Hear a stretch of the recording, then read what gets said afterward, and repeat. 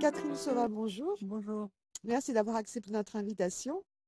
Dans votre livre, vous dressez les portraits de femmes ayant emprunté un pseudonyme masculin. Comment les livres écrits par des femmes étaient-ils considérés avant aujourd'hui? Bah, eh bien, pas toujours de manière formidable, parce que, alors, on peut parler de périodes un peu différentes. C'est-à-dire, moi, je commence autour du 17e, où certaines femmes, non seulement écrivaient de manière anonyme, après, je vais 18e, 19e, etc., jusqu'au 20e siècle. Et donc, il y a la partie des femmes qui ne donnent pas leur nom et celles qui prennent des pseudonymes masculins. Et la raison, elle est toujours assez évidente.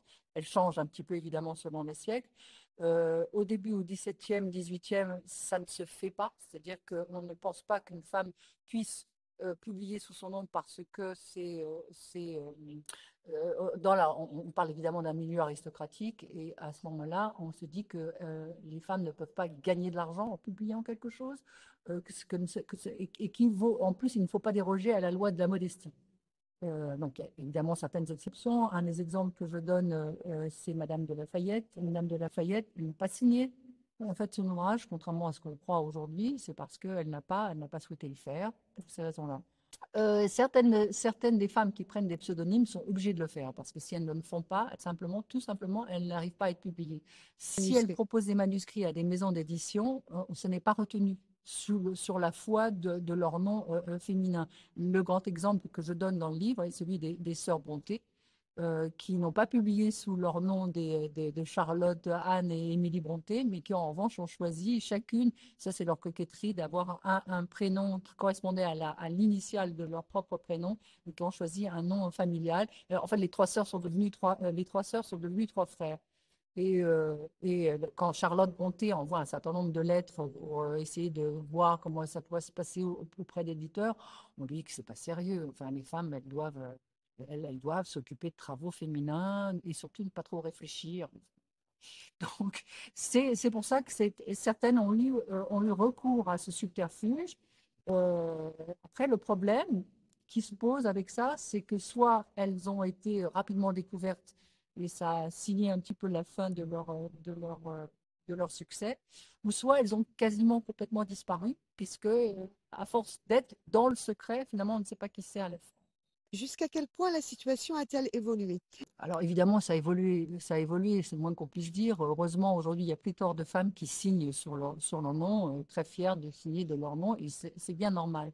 Après, on peut toujours évoquer d'autres exemples, particulièrement dans la littérature anglo-saxonne, où des femmes ne souhaitent pas apparaître, parce qu'elles ne veulent pas être, justement, elles ne veulent pas être genrées. Et des femmes qui veulent écrire, par exemple, à deux ou trois plumes, ou trois, enfin, ou six mains, enfin, je ne sais pas comment on peut le dire, elles souhaitent à ce moment-là disparaître derrière un pseudonyme, simplement parce qu'elles ne veulent pas être jugées sur ce seul principe. Et c'est ça, d'ailleurs, que je trouve toujours intéressant, c'est que on a toujours, quand on lit le livre d'une femme avec un nom féminin, ça dit quelque chose déjà. Et je continue de penser, moi, que ça dit encore quelque chose qui n'est pas tout aussi pris au sérieux que des livres qui sont signés par des hommes. En tous les cas, ce n'est pas tout à fait le même rapport, même si, heureusement, comme je l'ai dit, ça existe et heureusement. Des hommes aussi ont emprunté des pseudonymes pour cacher leur véritable identité ou pour se réinventer. Certaines de ces femmes auraient-elles tout de même pris un pseudonyme si elles avaient été des hommes? Est-ce que c'était des motivations différentes, du fait justement de ne pas se présenter comme femme? Est-ce qu'il y a eu des femmes qui, juste pour le goût de se réinventer, pour le goût de l'imposture peut-être? Alors, outre le fait d'absolument vouloir exister de manière secrète, etc., on peut trouver d'autres raisons. La raison, c'est effectivement le goût du masque, le goût du travestissement, aussi pour masquer une sexualité. Je donne l'exemple d'une écrivaine anglaise lesbienne qui portait donc un prénom masculin et qui a voulu écrire le roman de deux femmes qui tombent amoureuses, etc. C'est un roman en fait assez pudique, merveilleux d'ailleurs, parce que c'est la première fois en fait finalement que des femmes ont pu lire quelque chose du domaine de l'attraction, en tous les cas, entre deux femmes. Pudique, hein, chaste, c'est intéressant de le préciser, si ce n'est que le roman a quand même déplu en Angleterre, puisqu'il a fait l'objet d'un procès, et qu'il a fini par être pilonné, etc. Mais on voit en fait ce que risquaient ces femmes. Parfois, c'est aussi le goût du mystère. Parfois, c'est aussi, j'aime bien aussi l'exemple de Renée Vivien, qui était donc une poétesse anglaise, qui a signé indifféremment sous René et E ou René avec un sans E, et qui, elle, était à la recherche de quelque chose de neutre, en tous les cas, qui voulait sortir du genre. Quand elle publie ses premières poésies, bien malin serait celui qui pourrait vraiment lire si c'est écrit par une femme ou par un homme.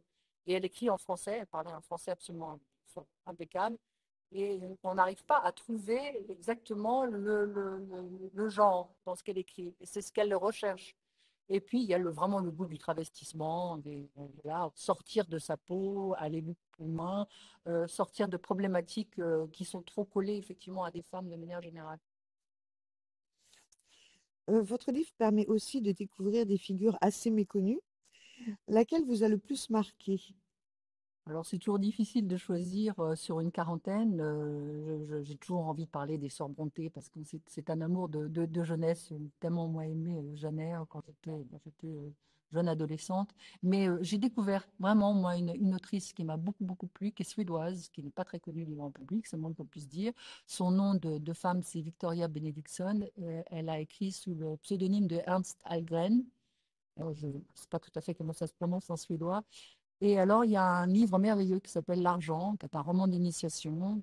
Et vraiment, c'est une œuvre. C'est une œuvre tout à fait intéressante, forte, formidablement écrite. Et cette femme, malheureusement, a une vie assez tragique puisqu'elle s'est tranchée la gorge. Donc, un suicide, un suicide brutal, avec une vie. Une femme qui a eu du mal à s'imposer et qui, à un moment donné, a décidé que ça allait comme ça. Enfin, voilà. Mais en tous les cas, c'est une œuvre à découvrir.